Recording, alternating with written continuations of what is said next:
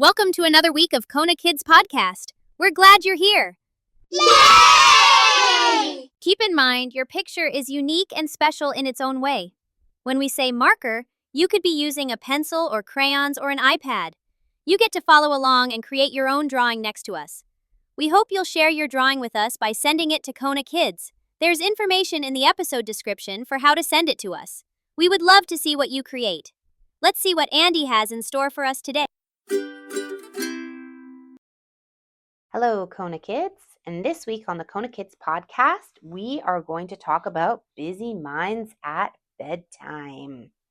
So first, Andee has a story for us to read. Then we'll do a little activity on how to calm our minds at bedtime. Busy Minds at Bedtime, written by Andee Dale. Time for bed, my mom calls. Just a minute, I yelled back. I just wanted to finish the game I was playing. Come on, turn it off. It's bedtime, my mom yells a little louder. I'm coming, I yell back. Just one more quick thing. Bed now, my mom says as she stands at the family room door. Okay, I say. I turn off the game and I stomp up to my room to get my pajamas on. As I walk up the stairs, I get this uneasy feeling, like something bad might happen. I feel it mostly in my chest, and it feels tight. It's dark upstairs, so I quickly run up the stairs and turn on the light. My mom called, and I called my mom. Mom, come upstairs with me. I'll be up in a second, just finishing the dishes. You get dressed and I'll be up there, she calls. I turn on all the lights upstairs. That makes the feeling in my chest go away a little bit while I get into my pajamas. I hop into bed. My mom comes up the stairs and turns out the light.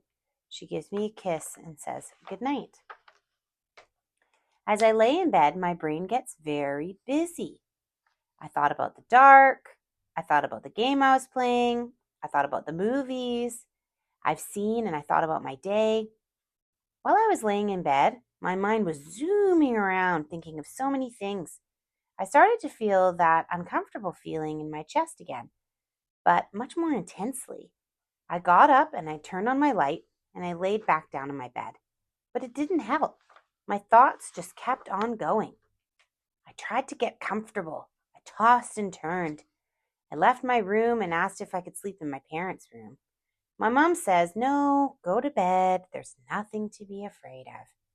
She took me back to my bed, but that didn't help much. I was still thinking of so many things. I started to feel a little scared. Mom, I yelled. Mom, come in, I'm scared, I said. There's nothing to be afraid of. I'm just across the hall, she said. My mind was so busy. I was really struggling with my tight chest feeling. I laid in my bed for a while, and it felt like hours. Finally, I fell asleep, exhausted.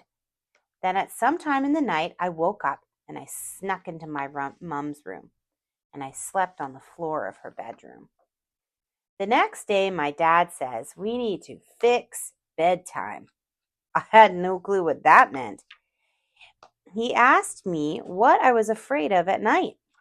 I couldn't think of what I was afraid of when it wasn't nighttime, so I said, I don't know. Let's go to your room and see what we can do to make it feel better at nighttime, he said. The thing is, during the day it feels okay. I'm not afraid. I told my dad that in the daytime I'm not scared. I don't feel the same way. It's only at nighttime. He said.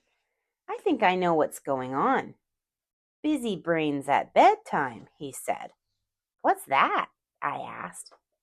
Busy brains at bedtime are brains that are thinking and creating and finding and making feelings in your body that is waking you up, making it hard to fall asleep and causing you to feel scared. But you're not really scared, he said. That sounds about right. How do I fix that? I asked. Knowing how uncomfortable it is to have a busy brain and not being able to fall asleep, I really didn't like the feeling of being scared. First things first, he said, we need a good routine to help our brains and bodies feel calm at bedtime. We got out a piece of paper and he started to write out what we could do to make a calming routine.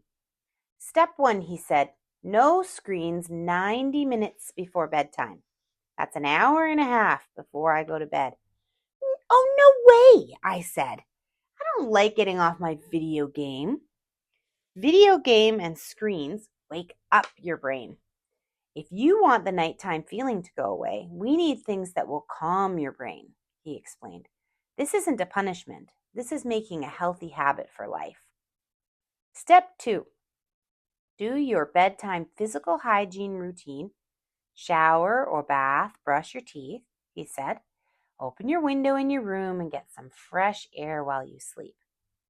Step 3. Do a relaxing activity. We'll have to find out for the next few weeks to see what you like to do best, he said. Okay, I'm willing to try to make that feeling go away, I said. That afternoon, we went to the library. We found some books that I could look at before bed. We got a mixture of fiction and nonfiction. We got some comic books and some picture books. My dad said sometimes when we're trying to fall asleep, and we can help our busy brain to be calm by reading books that are less challenging at bedtime. So we picked some books that were under my reading level, but still interesting enough.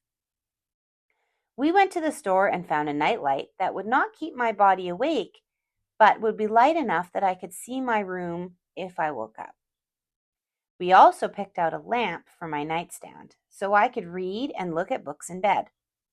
We stopped and got a journal and some pens so that I could write down my thoughts to help understand what I'm afraid of at nighttime.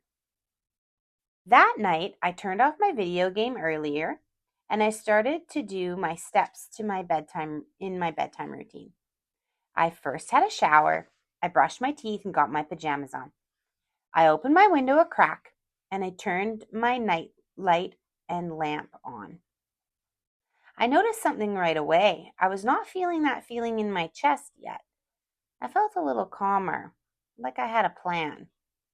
I got into bed and I started to look at some of the things that I picked out from the library. After a while, my mom came in and said, "Time to turn your lights out and go to sleep." I put my books on my nightside table and turned out my lamp. I noticed that my thoughts started to think about things that I was scared of. And I noticed that feeling in my chest started again. "Mom!" I yelled. "Is your busy brain back?" she asked. "Yes," I said, feeling frustrated. "It's okay," she said. "We're just starting to break the habit of the busy brain at bedtime. So far, you're doing great. Let's change the thoughts that your busy brain is having," she said reassuringly. "Why don't you try and write down some of your busy brain thoughts in your journal?" So I tried it. I wrote down all the worries I was having, all the things I was worried about or thinking about.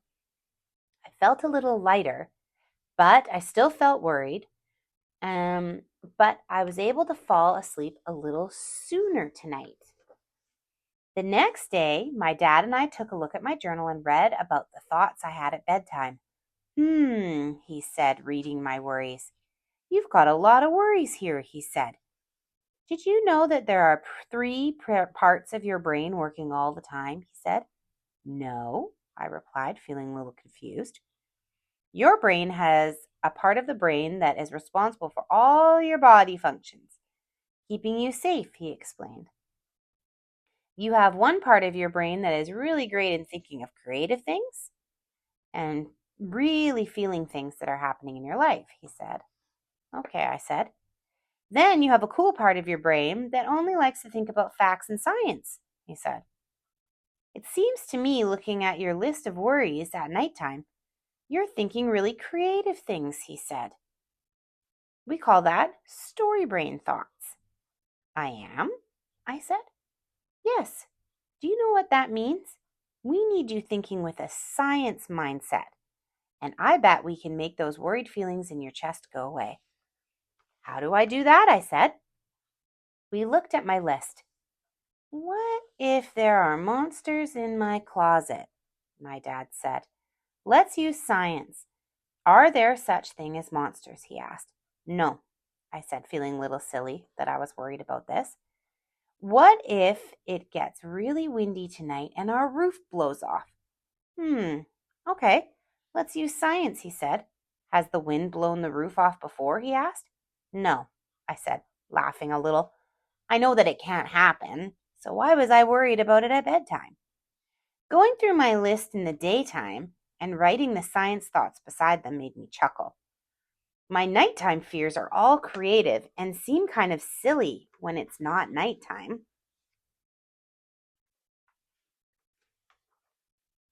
The next night, I did my routine, I read my books, and when it was time for lights out, I looked at my science thoughts and remembered that I was not worried about these thoughts in the morning, and I can use my science thoughts to stay calm and relaxed.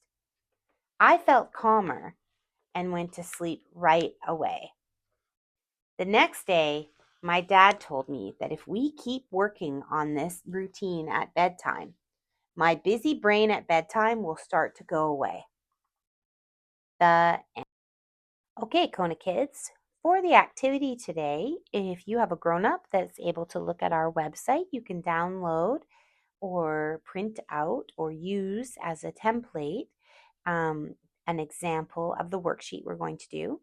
And what we're going to do is we are going to make, just like the child did in this story, we are going to make a bedtime routine, and we're going to put together a little list of things that you could think about instead of thinking about those busy brain thoughts if you are someone who has a busy brain at bedtime.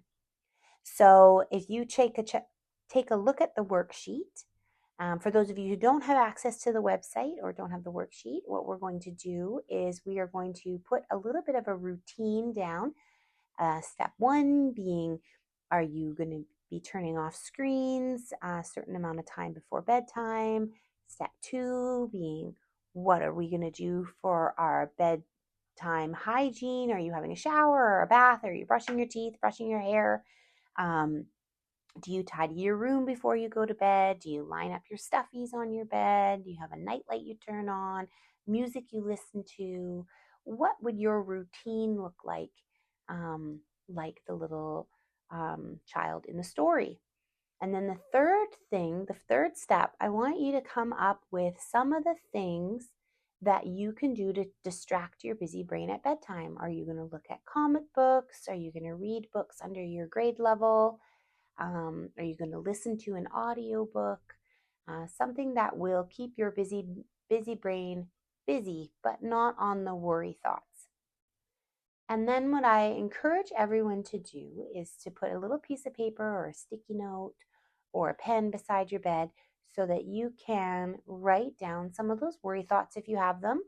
And then during the day, you're going to use your science brain and you're going to write the facts. So if those busy brain worry thoughts come up the next night, you can look at the science facts. You can reread them at bedtime and remind yourself that those are just busy brain at bedtime thoughts. Okay, Kona Kids, that's the end of this week's episode. We hope you tune in for next week. Thanks. This podcast is created in Canada by Kona Kids. Your host is Andee Dale, a registered clinical counselor. Please remember this is for entertainment and educational purposes and not clinical advice. Thanks for listening. I hope you tune in next week.